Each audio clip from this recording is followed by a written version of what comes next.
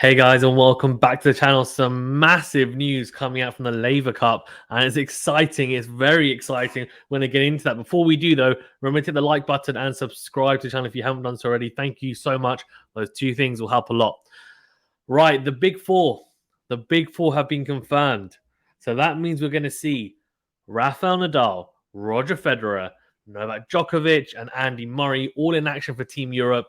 Is massive. And I'm pretty sure anyone watching, please correct me if I'm wrong, because I could be wrong, that this is going to be the first time all four are playing for Team Europe at the Laver Cup, as in at the same time. Let me know if I'm wrong. I could be wrong. But from my knowledge, that is the case. So that is incredible. Of course, the fifth edition of the Laver Cup is going to be held at the O2 in London. So, spoiler alert, I am going to be going on the second day on the 24th. It's a Saturday, I'm pretty sure. Is it 24th Saturday? Yeah, whichever day is a Saturday, I'm going. And I'm hoping to see, well, most likely I should be able to see at least one of them, if not two, if not three. Who knows? Maybe even all four, if they're playing singles and then doubles as well. So I'm very much looking forward to it now, especially now given that they've all been confirmed. Of course, Nadal and Federer were confirmed first, so I was excited about the prospect of potentially seeing them play doubles, because I know they said that they were looking to play doubles at the Laver Cup. And then when Murray got confirmed, I was like, oh, okay, great. And now Djokovic, I mean, it's incredible, right? So three GOATs and a former, I guess, they used to be called the Big Four because Murray was just as dominant, was keeping up with them in terms of titles won. Not necessarily Grand Slams, of course, only won 3 Grand Slams, but has also won a host of other tournaments, including Masters tournaments, Olympic golds, 2. He's actually won more Olympic golds than any of the other players out of the 4.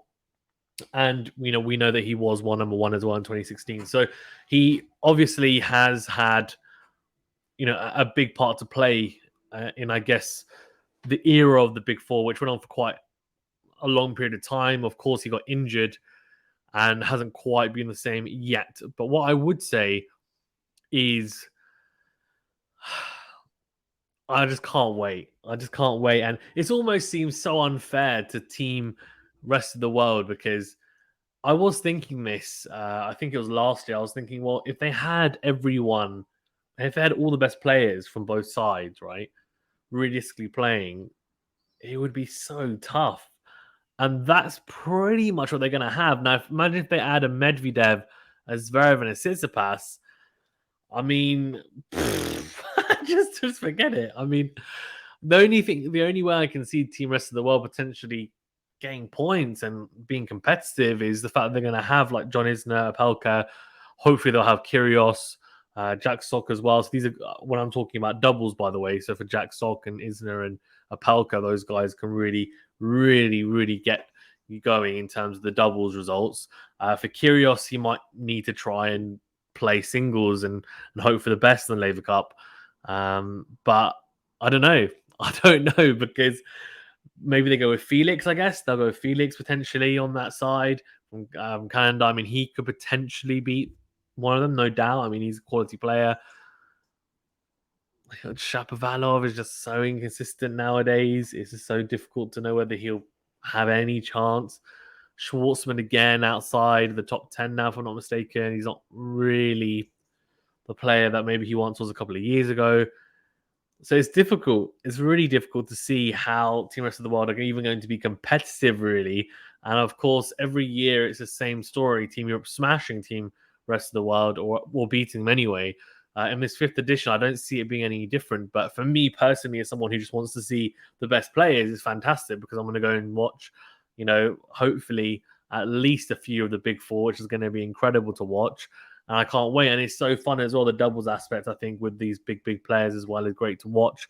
And it's really great fun seeing them coach each other, etc. So, yeah, I'm very much looking forward to it. It's an event which, it's fun. It's fun. I wouldn't say it's it's nowhere near in the bracket of a Grand Slam or even maybe a Masters 1000. I mean, we were kind of talking about this as if it's like an exhibition, which it is.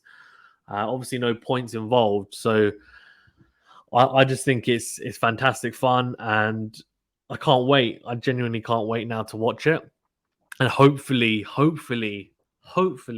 all four stay fit. All four of these guys stay fit, and then I can't wait to see them play together. It's going to be so good.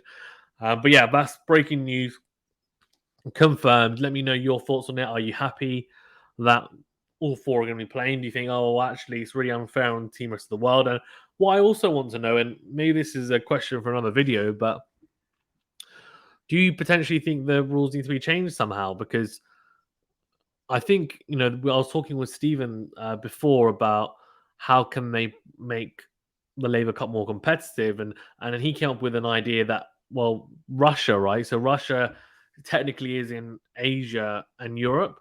If Russian players said we're happy to play for the rest of the world, they'd have Medvedev, Rublev, Khachanov, for example, maybe as well, Karatsev, and those people to pick from at least. That would help somewhat, no doubt. But I don't know how much it's going to bridge the gap, honestly. And also, it's a bit unfair on the Russian players to say, you know what, you're on the winning side. Let's try and chuck you onto the other side to even it out when obviously they've qualified as playing for Europe. So it's difficult. And it's just a question of, unfortunately, that's just the way it is. And of course, on Team Europe, you've got the younger guys coming through, and all the next gen guys generally are from Europe. People like Sinner and people like Alcaraz, Rune, Casper Ruud, all these guys are from Europe. The only thing I would say is that there's a lot of Americans coming through. So someone like a Corda, he will help, of course, Brooksby even. There are quite a few Americans, so that are coming through. Maxime Cressy as well. Matt Cressy would be a good shout. I would potentially pick him and say, you know what, you've got such a different game. It'll be fantastic. I guess it also depends on the speed of the courts as well at the O2, but they tend to be relatively quick, so that should be exciting as well. But yeah, anyway, can't wait. Very much looking forward to it. And let me know your thoughts as well on the news, on the formats. Are you excited for the Laver Cup? Are you not? Let me know.